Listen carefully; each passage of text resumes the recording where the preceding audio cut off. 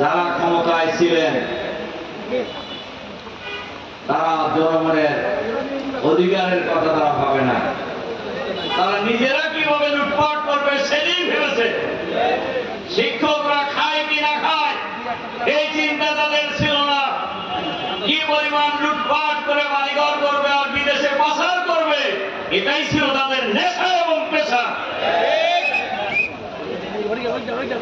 সাবেক স্বৈরাচারী ফ্যাসিবাদের দাবি প্রধানমন্ত্রী একবার বক্তৃতায় বললেন যে আমার বাড়ির কামলা 400 কোটি টাকার মালিক। কি বলেন? বলে নাই? হেলিকপ্টার ছাড়া চলে না, ওনার বাড়ির কামলা 400 কোটি টাকার মালিক, এইটা উনি জানেন। কিন্তু বাংলাদেশের শিক্ষকরা খায় কিনা খায় এই খবর তার নাই। এটা ছিল হলো তাদের অবস্থা।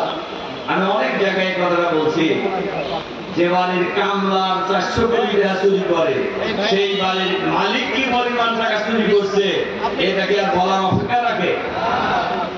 পাবনার ঈশ্বরদের রূপপুরে পারমাণবিক বিদ্যুৎ কেন্দ্রে ওই প্রজেক্ট থেকে 59,000 কোটি টাকা এই দাবি প্রধানমন্ত্রী ও তার পরিবার নিয়েছে।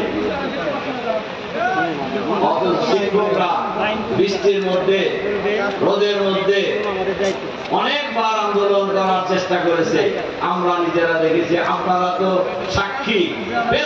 শিক্ষকদের লাঠি পেটা করা হয়েছে এই দাবি আদায় করার জন্য, কিন্তু দাবি আদায় হয় নাই। তার কারণ শিক্ষকদের দাবির প্রতি তাদের কোনো দুঃখের ছিল না, জনগণের অধিকারের প্রতি তাদের কোনো দুঃখের ছিল না। তারা শুধু জুলুম নির্যাতন করে, তাদের দুইটা নেশা ছিল। যত জুলুম নির্যাতন করার প্রয়োজন করো, যত মানুষ মারার প্রয়োজন হয় মারো, যত মানুষকে বন্দী করার প্রয়োজন হয় বন্দী করো, আমি ক্ষমতায় থাকতে চাই।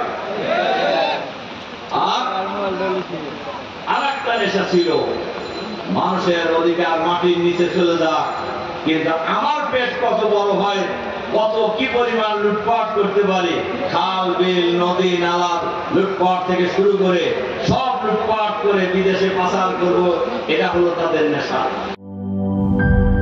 টাইলক্স টয়লেট ক্লিনার, যার অ্যান্টিব্যাকটেরিয়াল এজেন্ট টয়লেটের কোনায় কোনায় পৌঁছে 99% জীবাণু ধ্বংস করে, টয়লেটের কঠিন দাগ ও দুর্গন্ধ দূর করে টয়লেটকে রাখে ক্লিন আর সুবাসিত। ক্লিন মানেই টাইলক্স।